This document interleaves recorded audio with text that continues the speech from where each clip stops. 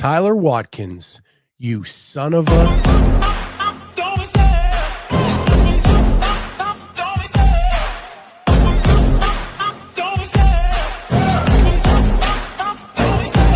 Love the chase and the hunt, and I set the pace when I'm running. I always take what I want and I always give it 100. Don't need a bank, no I'm funded. Play the game like it's nothing. I'm always thankful for something. Don't take for granted, stay humble. Now wake up, it's time to look at the enemy. Look in the mirror if he is no friend to me. It's not working out, maybe it's the chemistry. It's time to break up so I can make a better me.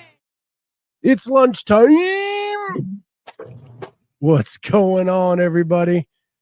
It's Lunch with the Clydesdale, and we are brought to you by Thirdsy. Use code Jazzy, get 15% off your order at Thirdsy.com. Promo code Jazzy or Thirdsy.com/Jazzy takes you right to the site. They've got 2 flavors, strawberry lemonade. I've loved that for a long time. And now we've got the salted caramel chocolate. So if you want that super sweet kind of chocolatey thing, you got that. Or if you want like that cool summer lemonade, awesome. And it's got grass-fed beef collagen in it. Not made from fish bones. Not made from fish bones. And no melatonin. And no melatonin, which is a big deal. So, and next week we're going to have a great big Black Friday deal. So, with that, Tyler Watkins, last night, I'm going to sleep. I put on a spin every Wednesday night as I'm getting ready for bed. And all of a sudden, Brian Spin says they're talking about the professionalization of the sport and that there are people out there that think that coverage should be for more than the top 5 athletes. I've actually said that statement. I think we're getting there anyway, just because the depth of the field has gone beyond the top 5. Absolutely. Especially on the men's side, where we're getting past that. And that means we're developing as a professionalized sport a little bit. But Spin said that when people pay attention beyond the top 5, they get like 16 views. And Watkins came in and said, sorry, Scott. Well, I'd just like him to know this little lunch show, it started out as just like a thing to get better by myself online. It's turned into we're getting about 100 views every live broadcast. And we add a couple hundred more in the 24 hours after that. I have more than 16 members on the channel. Just saying. So, sorry, not sorry, man. Okay. Oh, Tyler. I know I'm not spinning Sevan numbers yet. It's fine. I'm cool with my lot in life. You know what? That's he shouldn't even said your name. He'd have been better off saying Brian. I mean,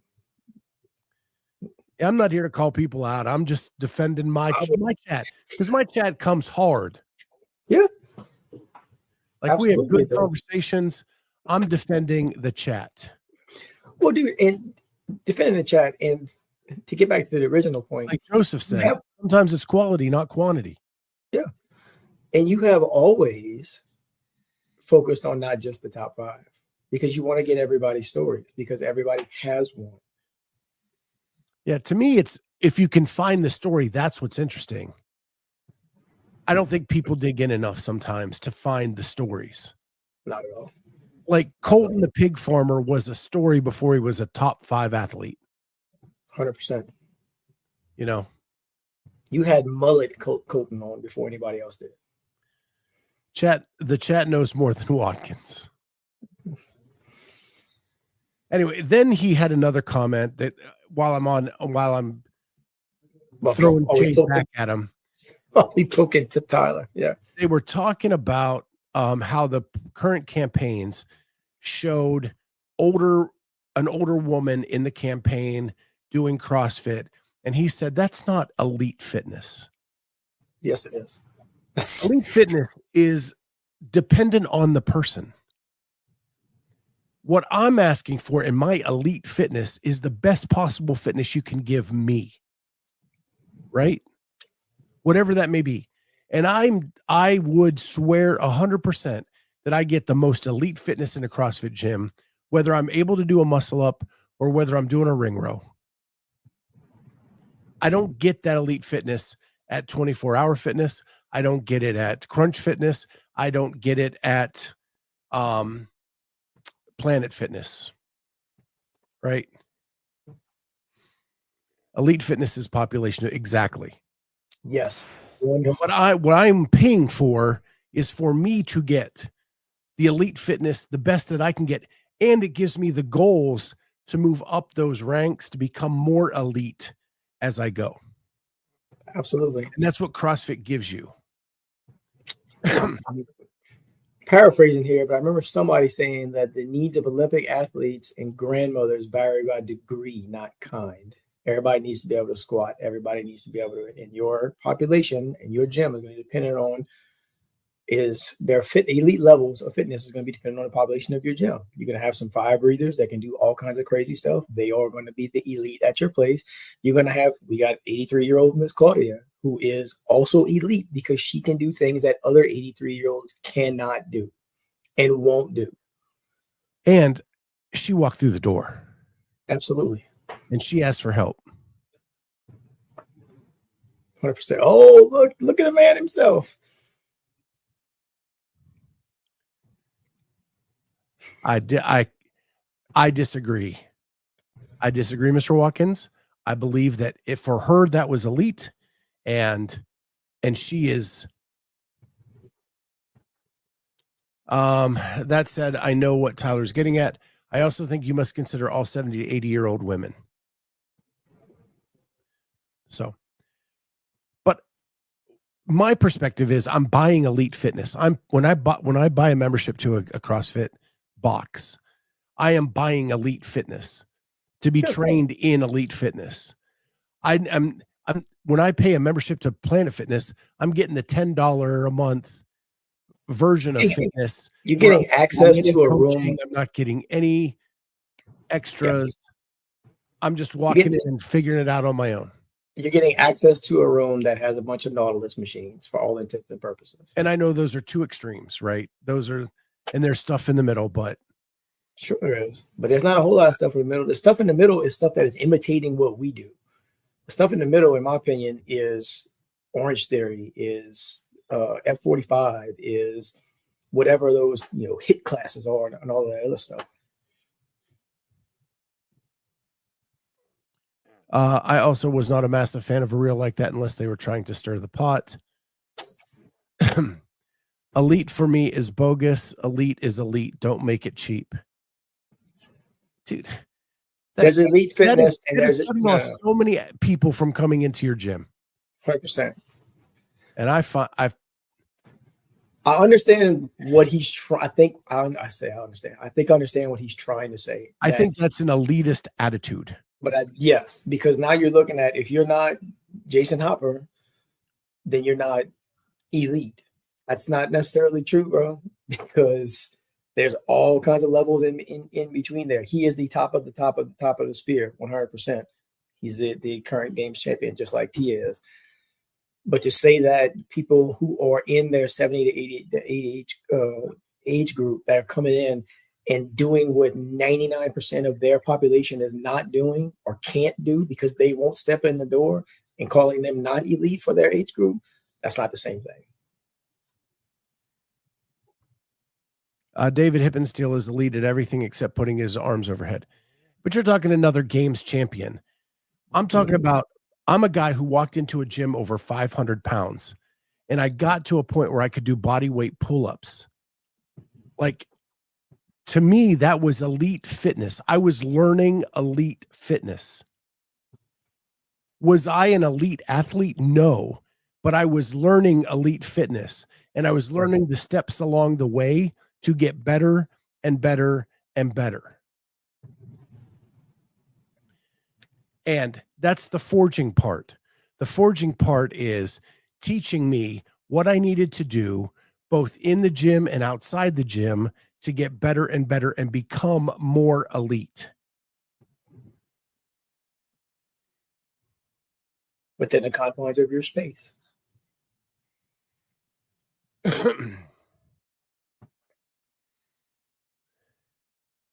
Again, I think we're arguing apples and oranges. What I'm about to take holes in. Is elite fitness. Not everybody in the gym may be an elite athlete, but they're doing elite fitness because they're taking the steps to get better and better and learning. Yeah, I can understand what he's saying, but at the same time, there's a gray area there because, again, a PVC pipe run is definitely not elite, but that is a step towards getting to where you need to be. Because everybody starts with a PVC pipe or should. Let me do this. I'm about to hold on for a second here. Old Mike DeVito, I say this when it comes to affiliate, I've never liked program for the best, scale for the rest. Instead, program for the middle range and scale up for the more elite. Negative. Yeah, I don't agree either. That's not a thing, brother. Love you to death. No. You program for the best people there, and then everybody else can do a version of it. Easy peasy. Easy peasy. It's way easier that way. Here's why. If I go into the gym this afternoon and I'm looking at it and it's, there's pull-ups and there's thrusters and there's double unders or whatever the case may be. And I go, well, that's going to be super easy. I need more. No, you do not. We need to put the highest level on there. Look at that and go, can I do that? Yeah, I think I can handle that. Or can I do that? Nope, I probably need to scale down some. But this is the highest level we got. This is what we're doing. And it sets the goal for where you want to get to. 100%. 100%. You're inviting way too much gray area in there. You're inviting way too much people who, I think I should be doing more. No, you shouldn't be. This is what the standard is for this workout. If you can do this, fantastic. If you think you need to go scale up, go faster. Plain and simple. Hiller says, yes, correct, Cory. But as a standalone reel, it's only going to stir the pot.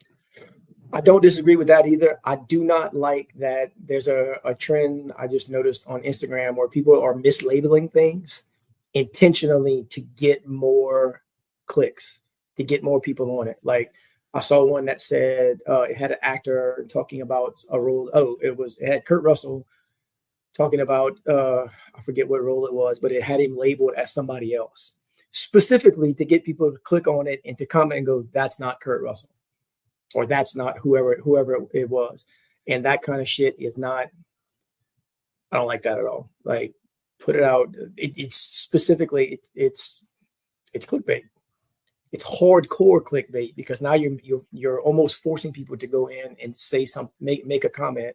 Because people aren't going to be able to control themselves, which is obvious if you go into that comment section. It's the first thing people say. Oh, they said it was Michael Douglas. That's not Michael Douglas. That's not Michael Douglas. Like the first 7 comments, something along those lines. And so I understand what Hiller's saying from the real perspective.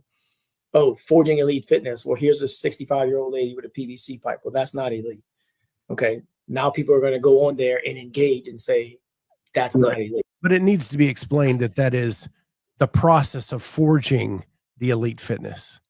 Yeah. That may be step 1 when you walk in the door to get the shoulder mobility to actually put a barbell over your head. Right? Yep. But in a reel, you can't really explain that. Fergie Show, Scott knows that the Masters 55 Plus Open was programmed for scaled athletes, and most of us were very upset with HQ for lowering the bar. I said it when it was going on. I was able to do those workouts at a level that I should not have been able to do them at with my current fitness level. And it was just way too easy for 55 plus. Dude, my training partner, my training partner is 55 plus and is an absolute animal. And when those workouts came out, he was like, this is some of the stupidest shit I've ever seen. Because it was such a drop off from 54 to 55 plus. Like it didn't make any sense. It was like put the training wheels back on, put another set on the front. So we got 6 points of contact on the ground, make sure everybody's going to be all right. Like, I don't know whose decision that was, but it was a bad one. it was a bad one from that. It's insulting at that point. You are all discounting the journey to elite fitness. You may never get there. I haven't, but being in the fight is the point. Again, I think you're labeling the athlete as elite. I'm not. I'm saying the fitness we are learning is the process of building an elite athlete. Whether you start with a PVC pipe, whether you're doing a barbell overhead, whether it's an empty barbell or 95 pounds or 135 pounds, it's the process of building the elite fitness. You are participating in, because that is not scaled on the board, that is for the best. You are in it with elite fitness. You may not be the elite athlete yet, but you're in the process of building it. And again, you may never get to that end. You may never reach the end of elite fitness. I never will. Well, I mean, it's a journey. it's only going to be harder, but but at least I'm on that journey somewhere to make myself better and better every day.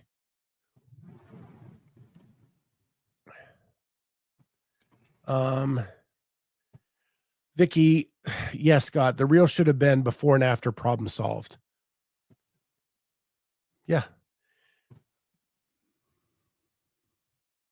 Yeah, I think Hiller just agreed. Like, they didn't say that though. They were like, "This is elite." Yeah.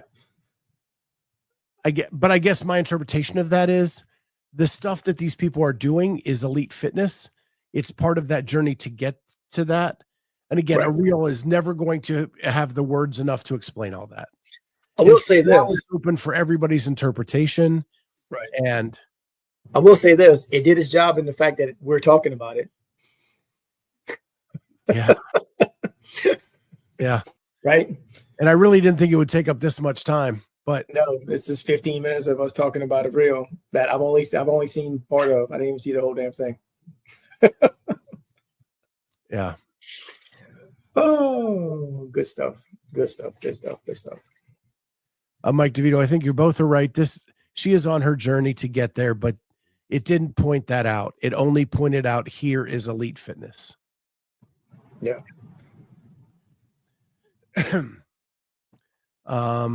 Leave it to smart ass Cory to bring it home. I mean,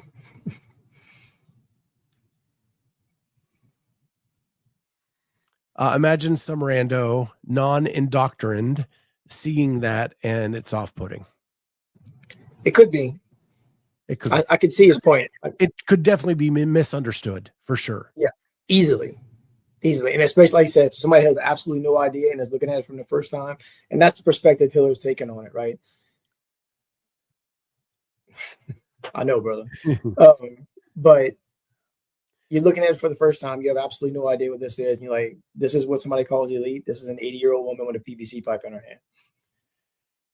If I look at my own experience, the day I walked into that CrossFit gym, I didn't know what CrossFit was. I never saw a video. I never saw a barbell. I never saw a PVC pipe. I never saw a muscle up. Right. When the first time toes to bar was put on the board, I had to look it up on YouTube. Like literally, like I knew nothing. It's only because the guy who owned the CrossFit gym was my next door neighbor, and he walked me in the door the first time to say, "I want you to try this." So like I was lucky enough that I didn't have to interpret a reel or a commercial or a campaign. Same. Right. I was pulled in, showed Murph on the board, wanted to throw up. And if I could have run, I would have run as fast as I could out of the door. Just 3, 2, 1, go for that first mile, and Scott just runs back to his house. But then to be told, hey, you can do a version of this just like the rest of us, and you're going to be sweating, and you're going to get a great workout, and then we'll talk about it afterwards. Yeah. And that's how I was indoctrined. It wasn't through a reel or through, and I think that's why a lot of stuff is missing the mark now. The original way we got people into the gym was grassroots. Drag them in the door. It wasn't that people got fired up by watching a reel or a commercial. No. Now you do have the handful of people you hear. I started watching the documentaries, and it made me interested. So I looked up whatever. But the documentaries are an hour long. Right?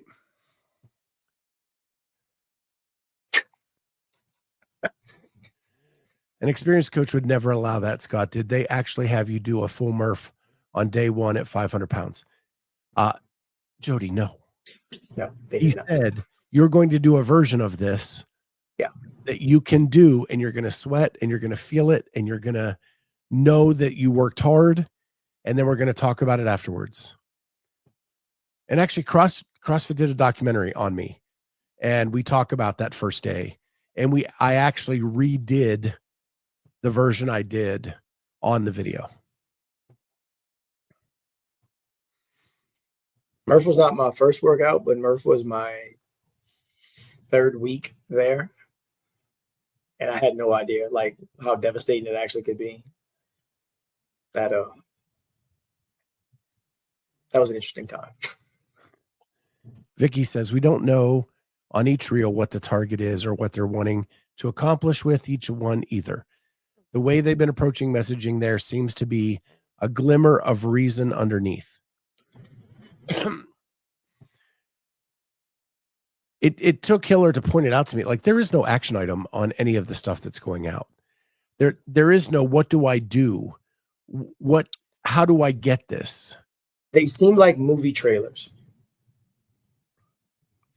Right? Yeah. Like, it's a bunch of highlight clips of people doing cool stuff, sweating, breathing hard, good lighting, right? Looks like a Michael Bay scene or whatnot.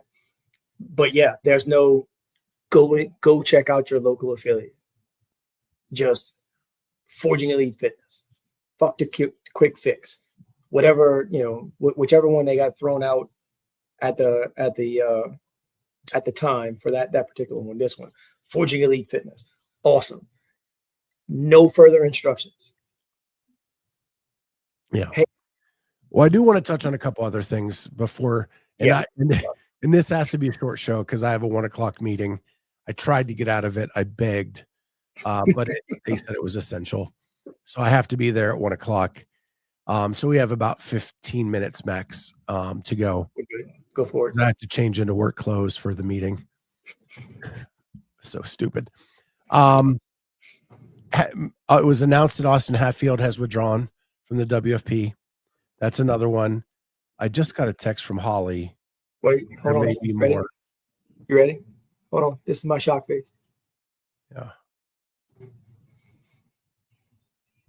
You mean to tell me since his girlfriend's not going and it's 3 days before Christmas, he's not going to Copenhagen? I find that so shockingly hard to believe. Yeah. So there are rumors out there that a couple other big names are on the verge of making that announcement as well. If those are true, unless we talked about yesterday, they're willing to look at themselves in the mirror and say, we've got to change and we've got to pivot. I think the nails are in the coffin. And if they make it through Copenhagen, it will be an accomplishment. Well, make it through Copenhagen with any non-European athletes. Well, their one big selling point is that they have the best field. Well, we'll leave that alone. As most of the field are now not going, that they don't have that argument anymore. Slightly, just slightly. You act like Austin Hatfield's some fantastic athlete or something like that. I mean, well, it's Jason Hopper, Austin Hatfield. I know, brother. And the names that are floating out there that are coming next are just as big. They're coming. They are coming. Give them some time. They are coming. That's a thing that is going to happen. Jamie and I were texting this morning, totally disagreeing on everything. I don't know. I think there's a way that if they would self-reflect and pivot, they could make it. And I think I have an idea, but I need more time on a show to be able to talk about it. Or they could just keep throwing money at it. I mean, That seems to be working pretty well so far. No, it's not working. And I think they're realizing that people aren't in this just for money. It was never it. Somebody said it the other day, and I don't remember what comment I saw or where I saw that, but somebody said it's never been about the money. It's about being crowned the fittest on earth. Period. Money's nice. There can be other entities, like Rogue is a popular entity. Wadapalooza is a popular entity. There's a way to be a successful entity in this ecosystem and not be for the fittest on earth. 100%. It's just, are they willing to take the steps to get there? Legos, baby boy, Legos. Yeah. Moving right along.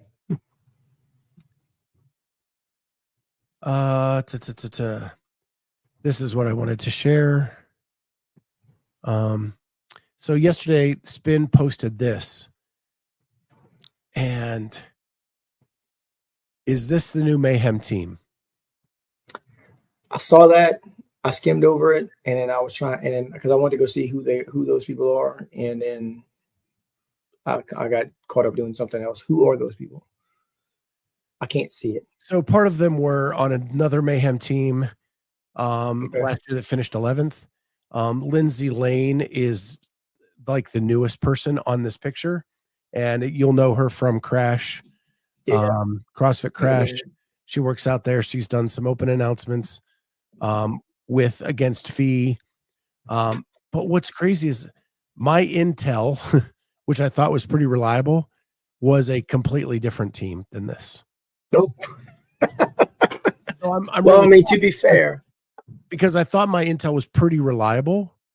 Yeah. On this. And the resume of the team that I heard was better than what this is here. So I don't know, man. I'm confused. To be fair, Mayhem has like pretty damn accurate. Yeah. To be fair, Mayhem has like 43 teams at the games. So right, but they can only have one in-house team. Okay. If the rules stay the same from last year.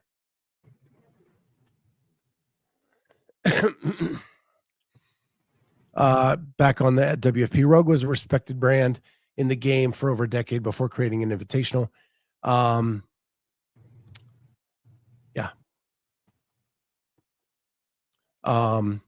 Stop trying to put a process on it, Jenny. Wadapalooza created its own thing, right? And it wasn't a respected brand. Hell, I still don't even know if they're like totally respected.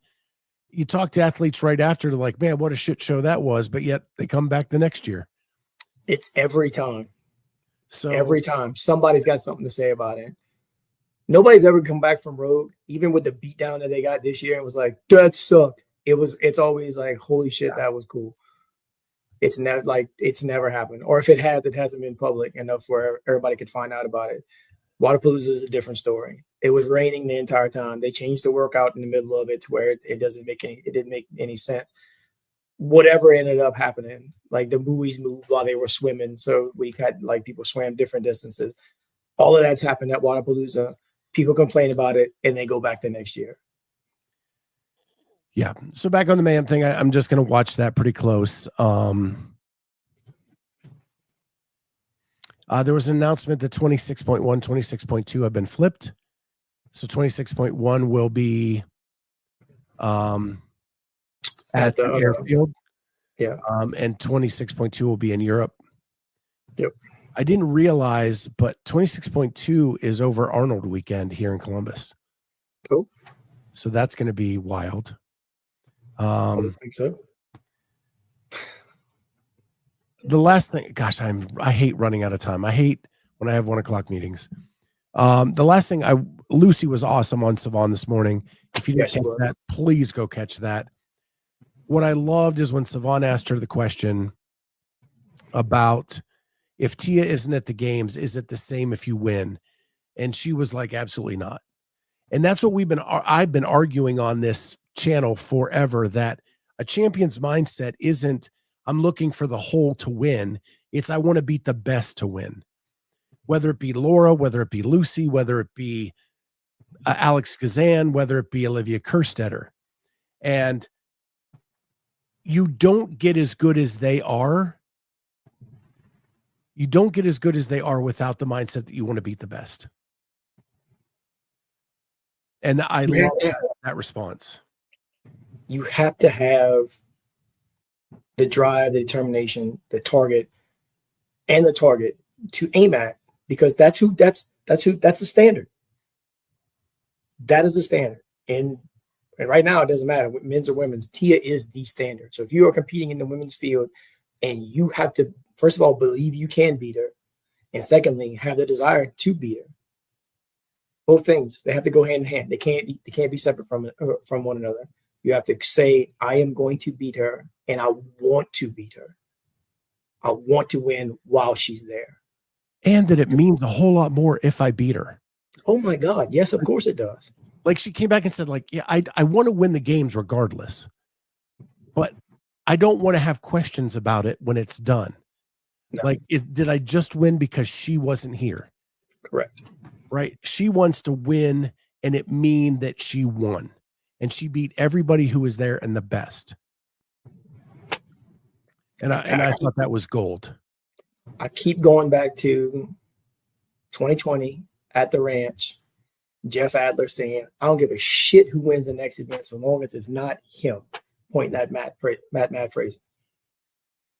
Because he wanted to beat him. Like, I don't care who else it is. I want to win. I want to. Sorry, Sevan. Sevan says it's very difficult to understand the cowboy at 2x. I already talk fast. We're going to train the cowboy to talk at 0.5. Good luck with that. It's just win, man. Are they really going to miss you in the meeting? I probably not, but I'm too close to retirement to F up my job at this point. Do you think that'll happen the first few years after Tia retires? Like, great job, but you wouldn't have beaten Tia 2 years ago. I think it happened with Fraser. It definitely happened with Matt. And it happened to Matt with Rich. Yep. You never beat Rich. So yeah, it's going to happen. And that's why I think people want to take their shot while it's available. 100%. 6 years from now, it won't matter. Probably. Let's be honest here. However, right now, it matters. Absolutely matters. Yes. Happened to Ben Smith in 2015. It is just a natural thing. It's still happening to basketball players today about Michael Jordan. 100%. Kobe Bryant. Kobe's been gone from the planet for years now. Yeah, but you couldn't beat Kobe. Yeah, but you couldn't beat Jordan. Michael Jordan's 63 years old, dude. And people are still talking about him like that. It's that forgot what they were asking him about, but like, do you think your team could beat whatever team like was out there now, like the best team? He said, I think it'd be close, but I think we could probably beat them. He said, well, you think it'd be close? He said, yeah, I mean, most of us are in our 50s now. Like, that's a champion mindset right there, right? Like, yeah, I mean, like, we go play them right now if you want. Yeah, good point. It's like when an aging boxer finally gets beat. Did you really beat them, or did age beat them? I guess as an athlete, you have to be okay with that. That is exactly it. 100%. 100%. If nobody beats her head to head at the games, I'm not talking about Rogue or somewhere else where, because the games is all that matters. Nobody beats her at the games head to head. Every person that came in second, that came in third, that came in within shot of, they're going to have that in the back of their heads forever. It's like, oh man, I could have just, could have made a couple adjustments here. Maybe if I went a little bit faster there, whatever the case. There, people are doing it now. I guarantee you. Once she's retired, it's done. When she's actually retired, I should say, when she finally fully 100% retires, it's over with at that point. Yep. People did the same thing for Rich. People did the same thing for Matt. They're still talking that Rich can beat. Yeah, today. Half the field today on a totally screwed up knee, and yeah, it's ridiculous. Talking about, I think he'd be, top 5, top 7. And you go ask him and he's like, y'all are crazy. Like, even Rich thinks they're insane, but people, they saw what he did, and they see what he's still doing, right? It's not like the dude's unfit, like he, just started hunting freaking whatever he's hunting nowadays, moose, God only knows what, and developed a drinking problem now as a beer belly. The dude is still incredibly fit. It's ridiculous. He still places super high in the open because he still does it. I mean, come on, man. That's if he takes the open seriously. A couple times he's scaled the open workouts. Yeah, because something was bothering him. Right. And that's earned at this point. 4 individual, 16 or 17, something like that. Yeah. I mean, come on, dude. He can afford to, you know what? I'm gonna go ahead and scale this one because my knee's about to fall off. Like, yeah, you deserve that. All right, guys. Well, I hate to end this so soon, but I got to go get my dress shirt on, log into a meeting, do my thing. No. Thank you so much for listening. We appreciate you all. I can't wait to talk to you tomorrow. I still got stuff on my list I want to talk about. Thank you for Tyler for jumping in and defending your point. Appreciate you, T. Watkins. And Hiller for being a translator between the two. Yeah, 100%. Good job, Hiller. With that, we'll see everybody next time on Lunch with the Clydesdale. Bye, guys.